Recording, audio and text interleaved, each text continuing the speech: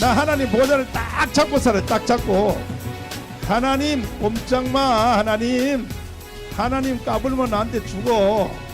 하나님도 나한테 까불면 죽어. 네, 아주 충격적인 라는 발언이었죠. 소리를 했는데 그냥 가만히 기도하시면서 전도하시고 신앙생활 하시겠습니까?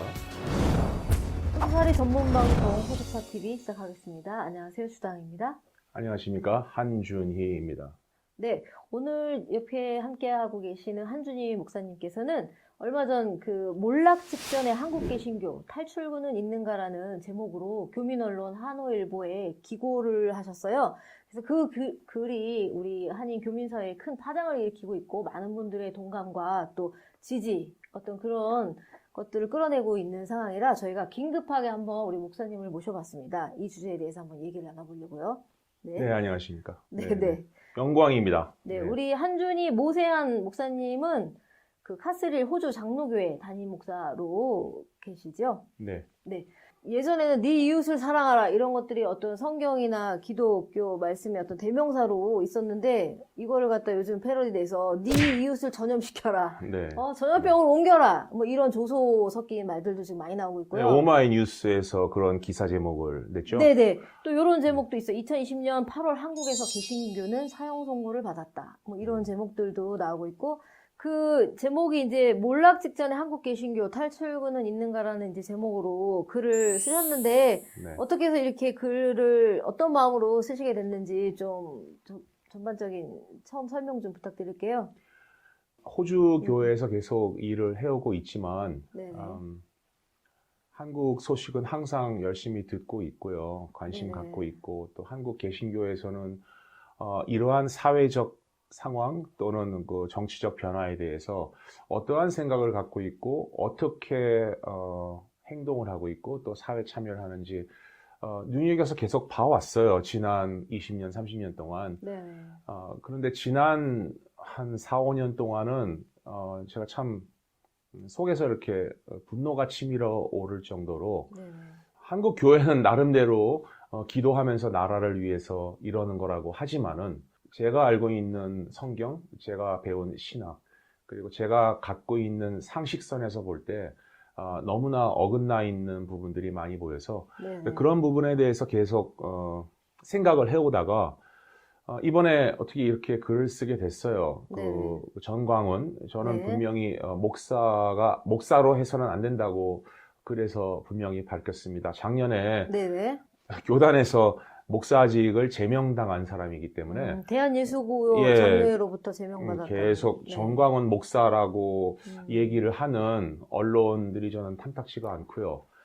목사라고 부르면 안 된다고 생각하고 이 전광훈 씨가 보여준 반인륜적인 이런 행태 또 정말 하나님 예수님을 입에 담고서 어떻게 저런 말과 행동을 할 수 있는지 그 부분에 대해서 좀 폭발을 했다고 할까요? 네. 네. 지금 한국 사회는 그 재앙 수준의 제2 코로나 사태를 맞이하고 있잖아요. 그 이유가 어떤 교회, 개신교 이유로 이번에 되고 있는데 그렇게 됐죠. 이번에 네. 8.15 집회 때문에 그렇게 네. 됐고 그 이전에도 간헐적이긴 하지만 아무래도 교회 그 갇힌 공간에서 여러 사람들이 모여서 같이 노래도 하고 기도도 하고 그러다 보면은 아무래도 네. 코로나 바이러스의 확산이 우리가 신천지 교회에서 봤듯이 네. 그게 확산이 늘어날 수밖에 없는 거고 그 한국 개신교만이 갖고 있는 그 종교 집회, 종교 활동의 그 선호하는 그 모습들 있잖아요. 그런 부분들이 촉매제를 하고 있다고 생각이 돼요. 그래서 네. 다들 조심하고 있는데도 계속 꾸준히 만나고 집회를 하고 있고 네. 자신들의 종교를 탄압하는 정부라고 목소리를 높이면서까지 지금 이 상황에도 예배를 계속 하고 있는 거 보면은 조금 우매하지 않나, 어리석지 않나 그런 생각이 듭니다. 일부에서는 극히 어떤 소수의 개신교들의 문제로 보는 시각도 있고 그래요. 다 그런 건 아니다. 물론 그렇겠지만 근데 일부라는 시각 여러 댓글들에서 많이 보이더라고요. 그래서 아무래도 그 개신교 신앙을 갖고 있는 사람들 입장에서는 나는 전광훈 씨하고 같은 생각을 갖고 있지 않은데 왜 개신교 전체를 이렇게 네. 싸잡아서 개신교를 욕하는지 충분히 그렇게 생각하실 수 있죠. 그런데 일부는 사실 굉장히 앞에 나서서 행동하는 과격파들이고요. 제가 보긴 그렇습니다. 한 뭐 5%, 10% 정도라고 생각을 해요. 그 사람들은. 그러니까 일부라고 하면 그건 맞아요. 그런데 대부분의 개신교 목회자들, 교회들이 이런 사태들을 보고 있으면서도 정말 너무 냉담하다고 그럴까? 반응을 안 보이고 또는 무관심하게 대처한다든지 무관심하게 대처하는 것이 그냥 중간은 간다라고 생각해서 침묵하시는지 모르겠는데 지금 한국 개신교의 지금 개신교가 받고 있는 모멸감이랄까? 네. 대중으로부터 받는 그런 것들을 생각해 봤을 때 지금 이렇게 가만히 있는 것이 과연 네네. 그냥 침묵으로 끝날 수 있는 가만히 있으면은 입 다물고 있으면은 중간은 간다 이렇게 생각할 수 있는 부분이 저는 상당히 의심스럽고요. 지금 상황에서는 침묵이 저는 동조라고 생각합니다. 전광훈 씨는 하나님도 나한테 까불면 죽어 네, 아주 충격적인 라는 발언이었죠. 소리를 했는데 정말 단도직입적으로 하나님을 믿고 가르치시는 우리 크리스찬들 또 목회자분들 제가 단도직입적으로 묻고 싶습니다. 화가 안 나십니까? 하나님께 이런 얘기를 하는 사람이 나라를 뒤집어 엎고 있는데 그냥 가만히 기도하시면서 전도하시고 신앙생활 하시겠습니까? 이런 부분에 대해서 분노하시고 이런 부분에서 목소리를 내셔야 정상 아닙니까? 저는 그렇게 생각합니다. 그래서 침묵도 동조라고 생각을 하기 때문에 네. 일부라고 하는 거는 말이 안 된다. 네. 그 일반 사람들이 종교에 대한 혐오 막 이런 마음들 많이 갖고 이렇게 되는 사태에 대해서 지금 어떤 우려를 하고 계시는지. 일반 분들이 네네네. 혐오를 갖고 있는 건 지금 당연한 결과고요. 네. 교회에 대해서. 또 교회를 떠나시는 분들이 늘어난다 해도 저는 그 뭐 어쩔 수 없는 결과라고 생각을 해요. 이거는 네. 자업자득이라고 보고 그 이전에 개신교의 한 사람으로서 개신교에 몸담고 있는 한 사람으로서 목사로서 이런 사태가 벌어진 것에 대해서 이 영상을 보고 계신 분들께 정말 죄송하다는 말씀을 드리고 싶습니다. 저는 저 사람들과 다르다. 저는 그렇게 보지 않고 네. 같은 개신교를 믿고 또 그 속에서 같이 신앙생활을 해온 사람으로서 더 목소리를 높이고 더 설득시키고 더 싸웠어야 되지 않나. 네네. 더 기도를 했어야 되지 않나. 그런 부분에 대해서 진심으로 송구스럽다는 말씀을 드리고 저 자신도 하나님 앞에서 회개하고 또 이 부분에 대해서 기도를 해야 된다. 그렇게 보고 있고 우리 다른 분들도 그렇게 해주셨으면 좋겠고요. 누구의 책임이다, 누구를 잘못이다 이렇게 먼저 정죄하기 전에 나 자신을 먼저 돌아보고 나 자신은 또 얼마나 그렇게 또 훌륭했는지 그런 부분에 대해서 생각을 해야 될 그런 기회라고 생각을 합니다. 네. 예, 하지만 분명히 이번 사태는 주동자가 있었고 그런 부분에 대해서는 지적을 해야 되겠고 네네. 그런 부분에 대한 지적 없이 그 사람들의 변화 없이 무슨 개혁이나 개선을 기대하기란 어렵다고 생각합니다. 네. 그 말씀하신 것 중에서 그 신방도 중요하지만 전화와 온라인 방식을 더 많이 사용해야 한다고 말씀하시고 헌금 액수가 줄어서 걱정되십니까? 기도하십시오. 파트타임 일자리라도 구해보십시오. 이렇게 말씀하셨어요. 되게 시원하더라고요. 네, 헌금 액수가 줄어드는 네. 거는 뭐 자연스러운 현상이죠. 아무래도 네. 교회에서 만남이 줄어들면은 아무래도 헌금 액수가 줄어드는 것도 자연스러운 결과고 그 소규모의 교회들은 타격이 심합니다. 그러니까 네. 대교회들이야 어떻게든 뭐 굴러갈 수 있겠지만은 적은 양의 헌금에 기대야만 하는 소규모의 교회들은 어려움을 겪을 수밖에 없어요. 그럼에도 불구하고 여러분들은 사람을 믿는 게 아니라 하나님을 믿으시는 거잖아요. 그러니까 하나님께 기도하시고 뭔가 다른 방도가 분명히 저는 생길 거라고 믿어요. 이런 부분에 있어서 좀 협조를 하고 조심을 했으면 좋겠다는 취지에서 말씀드린 거고요. 목사님 교회는 어떠세요, 그러면? 현재? 저희는 온라인으로 지금 예배드리고 있는 게 현재 지금 5개월째죠. 오프라인은 전혀 없고요? 오프라인은 한 번도 없었어요. 그러니까 3월 22일에 팬데믹 이게 시작됐죠. 네. 그때 3월 22일 이후로 현재까지 교회 예배는 금했고요. 그냥 온라인으로 제가 설교 영상을 올리면은 네. 교인분들이 보고 저한테 피드백도 주고 소규모의 교회 모임은 교회에서 갖지만은 공적인 예배는 지금 다수가 모이는 이런 모임을. 예, 이제 5개월째 네네. 안 하고 있습니다. 그 한국 분들이 주로 다니시는 한국인 교회라고 그냥 얘기를 할게요. 교민교회? 호주 내에서. 예, 교민교회 네. 분들은 또 어떻게 하시는지 좀 소식 교민교회도 주셔서 아시는지. 특별히 다르진 않고요. 잘 준수하고 따르고 있다 이런 말씀이신 거죠? 네, 그럼요. 네, 교민교회도 다 온라인으로 예배 드리고 있고, 제가 알고 있는 우리 시드니에 있는 우리 교민교회들 다 준수하고 다 네. 지키고 있습니다. 저는 이게 참 개인적인 의문과 궁금증이었긴 했는데 사실 성향이나 아니면은 방침이나 이런 분위기가 한국 교회랑 비슷한 교민교회들도 있을 거라 생각해요. 네. 뭐 예를 들어 뭐 보수적일 수도 있고 아니면은 정강욱 씨 같은 목사를 좀 유사하게 따르거나 당연하죠. 좋아하는 네. 목사들도 교민교회 분명히 많이 있을 거라 생각해요. 하지만 한국에서는 그런 목사나 교회들이 정강욱 씨처럼 그런 준법을 준수하지 않고 그런 행위들을 저지르는 반면 같은 성향과 비슷한 걸 가지고 있지만 호주 내에서는 교민교회가 절대 그러지 않는단 말이죠. 그 여기서 차이는 호주 법이죠. 호주 법이고 처벌 수위가 높기 때문에 여기서는 한국처럼 흉내를 낼 수가 없죠. 그러니까 전혀 안 하는데 만약에 한국에 계셨으면 아마 유사하게 했을 거로 생각되는 그런 것도 분들도 있을 있죠. 있을 당연히 것 같아요. 있죠. 제가 그런 성향을 갖고 계신 분들을 아니까 네. 시드니에 계신 분들 중에도 근데 여기서는 안 하잖아요. 여기서 못하고. 그러니까 그렇죠. 공권력이죠. 음. 네. 그래서 그런 얘기 문재인 정부가 교회를 탄압한다. 뭐 공산 독재 정권이다. 말도 안 되는 소리죠. 그러면은 뭐 멜번의 뭐 빅토리아 주정부라든지 이런 데도 다 지금 교회를 탄압하는 공산 독재 정권인가요? 말이 안 되잖아요. 이거는 이념의 싸움이 아니라 건강과 생명의 싸움입니다. 코로나 바이러스 때문에 조심해달라는 얘기지 종교를 한다는 쪽으로 얘기를 끌고 나가면은 이건 상당히 정치적으로 악용을 하는 거죠. 이런 무지한 소리는 좀 안 했으면 좋겠습니다. 네네. 그 한국 개신교회는 큰 골병이 들었다 이렇게 말씀을 하시면서 이유들을 좀 몇 가지 들어주셨어요.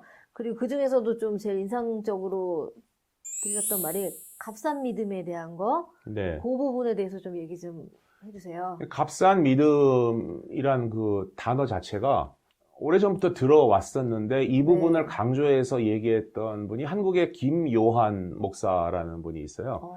네, 이분이 자주 이 단어를 사용을 합니다. 네. 이 단어를 뭐 어떻게 해석하느냐는 뭐 개개인에 따라 다르겠지만은 제가 이 글에 썼다시피 값싼 믿음이라는 것은 그리스도인인 것 같이 종교 생활을 하지만 교회 생활을 하지만 그것이 삶으로 투영되지 않고 삶으로 이어지지 않는 거. 예를 들면은 주일날 교회에 모였을 때 하는 그 종교 활동, 봉사 활동, 전도 활동 또는 성경 공부 시간 이것만이 종교 활동이고 신앙이고 그 다음에 월요일날 자신의 어떤 그 사업이나 또 직장으로 돌아갔을 때는 그리스도인이 아니라 보통 사람들보다 어떻게 보면 더 안 좋게 윤리적으로 도덕적으로 더 안 좋게 사시는 분들 많이 봤어요. 네. 그러니까 예를 들자면은 어느 교회 장로님은 비즈니스를 운영을 하시는데 직원들도 많고 그렇게 교회 안에서는 덕망이 높은 분인데 밖에서 들려오는 얘기는 노동력 착취 또 갑질 그렇게 해서 번 돈으로 교회에다가 헌금을 많이 해서 교회에서는 또 굉장히 영향력 있는 장로님이 된다는 거. 이런 것이 바로 값싼 믿음입니다. 그 이웃이나 세상에는 관심이 없고 그냥 개개인의 구원과 영생에만 집중하는 믿음이라고 그것도 교회 건물 안에서만 그리고 주일에만 이런 걸 가르쳐서 이제 삶이 결여된 믿음, 값싼 믿음이라고 글에서 표현을 해주셨는데 굉장히 뭐라고 따끔한 좀 뼈아픈 그런 얘기일 것 같아요. 이 신도들에게는. 성경을 하나님의 말씀으로 믿는 입장에서 영생 굉장히 중요합니다. 가장 중요한 문제고 또 내가 올바르게 거룩하게 사는 거 굉장히 중요한 문제입니다. 근데 거룩하게 산다는 것이 교회 생활 열심히 하는 게 거룩하게 사는 게 아니잖아요. 우리 삶 속에서 지킬 거 지키고 세상 사람들도 다 지키는 법은 최소한 지켜야 될 거 아닙니까? 그게 상식이잖아요. 세상 사람들이 지키는 법들을 지키면서 하나님의 법을 얘기해야지. 세상 사람들이 지키는 법과 상식선을 벗어난 상태에서 하나님 얘기라고 성경 얘기를 하면은 그거야말로 정말 말이 안 되는 얘기 아닙니까? 그런 부분을 제가 지적한 겁니다. 네. 그런 부분들을 가리켜서 이제 한국 개신교회들이 현재 앓고 있는 이제 중병이라고 이제 표현을 좀 해주신 것 같아요. 이제 한국 개신교는 이제 어디로 가야 하나 이런 대목으로 또 글을 써주셨잖아요. 네. 요거 되게 와닿더라고요. 500년 전에 이제 마틴 루터로부터 시작된 어떤 종교개혁, 그 당시에 마치 데자부 같은 현상이 한국 사회에 지금 네. 그대로 일어나는 것 같더라고요. 네. 아시겠지만 중세교회는 우리가 암흑기라고도 하죠. 그래서 이 카톨릭 교회 타락해서 그 당시 정부, 정권과 권력과 네. 결탁하고 그러면서 교회 건물이 일단 커지죠. 그렇게 되면 교회 건물이 커지면서 제가 얘기했던 값싼 믿음, 이게 문화가 형성이 되는 거예요. 기독교 문화라는 어떤 그런 문화가 형성이 되면서 많은 사람들이 자신의 어떤 회심이라든지 회개라든지 변화된 삶과 상관없이 이 종교 생활을 하는, 교회 건물 안에서 종교 생활을 하는 그런 문화가 형성이 되는 거예요. 그런 것이 지금 한국 대교회가 추구하고 있다고 생각을 하고요. 교회 건물이 엄청나게 화려하고 커지잖아요. 대체 성경 어디에서 교회 건물을 그렇게 산을 깎아가지고 거기다 교회 건물을 짓고 지하철역 위에다가 교회 건물을 짓고 어디 이런 얘기가 어디 있습니까? 이거를 또 뭐 구약에 성전 지을 때 거기다가 많이 성전이 이미 무너졌습니다. AD 70년에 무너졌어요. 성전은 더 이상 존재하지 않습니다. 지하실이 교회일 수도 있고요. 야외에 앉아서 하나님 말씀 듣고 기도하는 게 거기가 교회일 수도 있고요. 성전 개념으로 교회를 자꾸 크게 짓지 마십시오. 이게 교회 타락에 굉장히 중요한 어떤 그 리트머스 시험지 같은 겁니다. 이런 부분들이 자꾸 보이니까 공권력을 동원해서 또 권력과 정치 세력과 결탁해서 많은 주변 기업인들 또 주변 사람들에게 이렇게 피해를 주고 이런 모습들, 이런 것이 바로 네.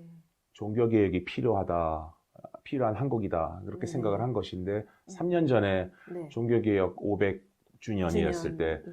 한국교회 어떤 움직임이 있기를 조금은 기대했지만은 오히려 대교회에서 담임 목사 세습하는 문제라든지 이런 부분들이 더 드러나고 또 공금을 횡령한 목사들이 떳떳하게 잘 살고요.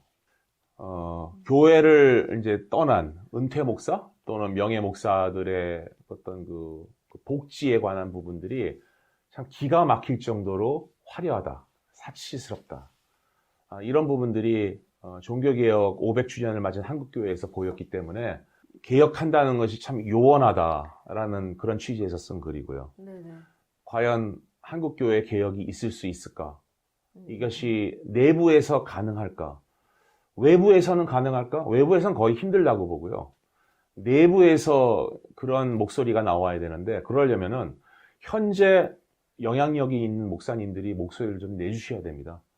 근데 불행하게도 80년대부터 제가 알고 존경해왔던 많은 목사님들 너무나 조용하세요. 전광훈 씨가 하나님을 모독해도 너무나 젠틀하시고 너무나 조용하세요. 부끄럽지 않으세요? 부끄럽지 않으십니까? 제가 그동안 여러분들 존경해 왔는데 그 존경은 최근에 들어서 다 이제 끊어졌습니다. 저는 제가 존경해왔던 그 여러 선배 목사님들 부끄럽습니다. 당신들이 부끄럽습니다.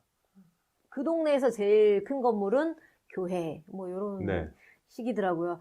호주 안에 있는 교민교회들 목사님들도 이렇게 좀 이런 사태에 대해서 목소리를 좀 교민 언론에도 좀 내고 이래야 된다고 보시나요?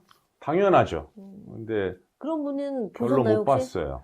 페이스북에다가 이렇게 빙 둘러서 이렇게 표현을 완화시켜서 쓰시는 분들은 한두 번 봤는데 뭐 그것도 거의 뭐 비공개처럼 또 몇몇 친구들한테만 볼 수 있게 그렇게 설정을 해놓으셔서 예, 그런 부분들 조금 안타깝고 조금 목소리를 좀 많이 내주셨으면 좋겠습니다. 네. 요즘에 그 정광훈 씨와 그 일당들이라고 해야 되나요? 그분들이 막 뭐 독재 정권이다 뭐 이러면서 막 기자회견도 하고 난리를 부리고 있잖아요. 네, 근데 그런 부분에 대해서 이제 일침 섞인 말씀을 하셨어요. 도대체 뭐가 독재인지 알고나 떠드는 거냐. 그럼요. 그래서 그런 사태에 대해서 얘기하신 걸 좀 같이 얘기해 예. 주시면 좋을 것 같은데. 예. 진짜 독재는 이런 거다. 네. 그러니까 한국 개신교의 타락은 6.25 직후부터 사실 시작됐어요. 이승만 정권이 시작되면서부터 교회는 이미 공권력과 결탁을 했고요. 친일파였던 많은 기독교인들이 그대로 갈아탔죠. 대한민국 자유민주주의 국가의 개신교 목사로서 제가 누구라고 굳이 이름은 안 밝히겠지만은 큰 교회를 운영하신 많은 분들 50년대, 60년대, 70년대 때 일본에 신사 참배하셨던 분들이고요. 그 선조들을 봐도 아버지, 할아버지들을 봐도 친일 행동을 하셨던 분들이 유명한 목사님들이 되어서 시작을 했어요. 많은 한국 개신교회들이. 그러니까 첫 시작이 잘못돼 있죠. 그리고 이승만 독재 시절, 또 박정희 군부 독재 시절, 전두환 군부 독재 시절 이 시기들을 거치면서 그 이후에 이명박, 박근혜 때도 개신교 지도자들이 독재 정권에는 상당히 알아서 잘 기었습니다. 또 이빠른 소리 내면은 감옥 아니면은 뭐 남산 밑에 끌려가고 뭐. 아니면 소리 없이 죽을 수도 있었던 그렇죠. 그런 시기잖아요. 그렇기 때문에 그대로 거기는 꼼짝없이 찍소리 안 하고 신정부적인 행동을 하셨던 분들이 지금 문재인 정부 같이 그냥 내버려 두니까 지금 난리를 치잖아요. 자유를 보장해 참 주니까. 비겁하고 모자른 사람들이죠. 자신들이 입 바른 소리를 냈을 때는 자기에게 오는 피해가 너무나 분명하니까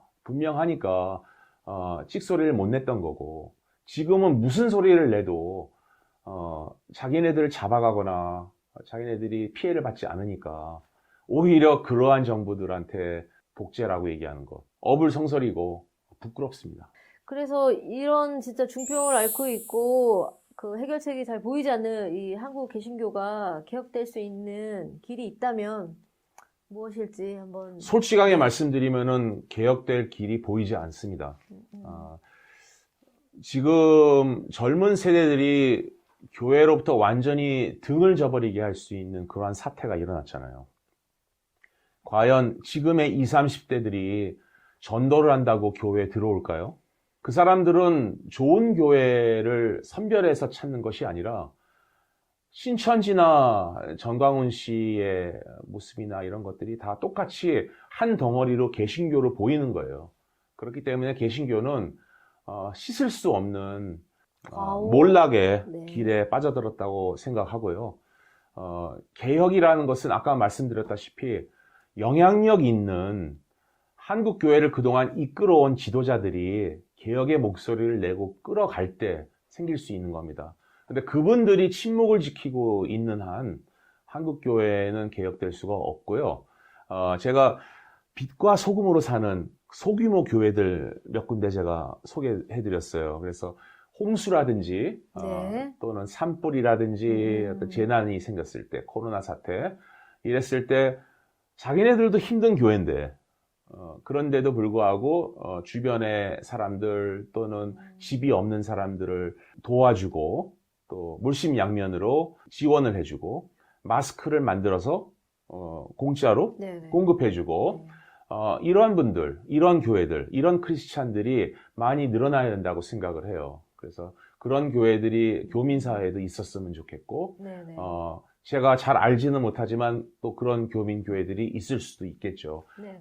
그래서 그렇게 소규모의 빛과 소금으로 삶으로써 이웃을 내 몸과 같이 사랑함으로써 작은 규모의 작은 움직임의 개혁은 있을 수 있다고 생각을 해요. 네네. 큰 규모의 개혁은 이제 기대하기 힘든 시기에 이르렀다. 저는 그렇게 봅니다. 네. 네. 네, 그럼 몰락 이후 새롭게 싹이 트는 걸 기대해보는 것밖에 예, 없네요. 아마도. 네. 네. 그 어느 때보다도 사실은 종교에 의지하고 싶고, 왜냐면 너무 힘든 상황들이 연속으로 지금 장기간 이루어지고 있기 때문에 전 세계가. 그래서 지금은 그 어느 때보다 종교의 역할이라든가 이것이 더 좀 부각이 되는 시기인데, 오히려 한국 내에서는 그걸 방해하고 더 네. 문제를 심각하게 일으키는 역할로서 지금 되고 있는데, 이 팬데믹 시대에 또 종교의 역할 가장 핵심은 무엇이라고 보시는지 말씀 좀 해주시면서 정리. 근데 이제 한국에서 지금 일어나고 네. 있는 현상들은 저는 뭐 다른 분들은 다른 의견을 갖고 계시겠지만은 저는 정광훈 씨와 지금 한국 개신교 또는 태극기 부대들이 하고 있는 모습들이 치어리더들 같은 느낌이 들어요. 이들은 그냥 앞에서 총알바지로 꼭두각시 싸우는 꼭두각시이고 그 뒤에 어떤 정치적인 야욕을 움직임들. 갖고 있는 세력이 이들을 움직이고 있다고 보고요. 그렇기 때문에 이들이 굉장히 위험하다고 저는 생각을 합니다. 왜냐하면 그런 걸 모르는 상태에서 정말 이분들은 나라를 구하겠다. 나라가 공산화되고 있는 것을 막겠다. 어떤 이러한 순수한 천진난만한 그러한 생각으로 지금 열정을 가지고 일을 하고 계신 분들이라 그래서 더 위험하다고 보는 거고요. 우리가 앞으로 어떻게 살아야 될지는 아까 제가 말씀드렸다시피 네네. 그냥 소규모로 네. 각 개개인 크리스찬들이 빛과 소금으로 이 세상에서 사는 거, 이 세상에서 보이지 않는 하나님, 보이지 않는 예수님을 나의 정직한 삶, 그리고 또 본이 되는 삶으로서 이웃을 내 몸과 같이 사랑하는 역할, 그리고 예수님이 너희들도 나처럼 십자가를 지라고 하셨기 때문에 그러한 그 크리스찬으로서의 고난의 삶, 크리스찬이기 때문에 피해를 감수해야 되는 자세, 그러한 모습을 가지고 살면은 그것이 우리가 할 수 있는, 크리스찬으로서 할 수 있는 유일한 개혁의 길이라고 생각합니다. 네. 저희 호주파 TV가 그 본의 아니게 기독교 방송처럼 오늘 예. 이런 여러 말씀들을 좀 다루는 죄송합니다. 시간을 가졌습니다. 아예 괜찮습니다.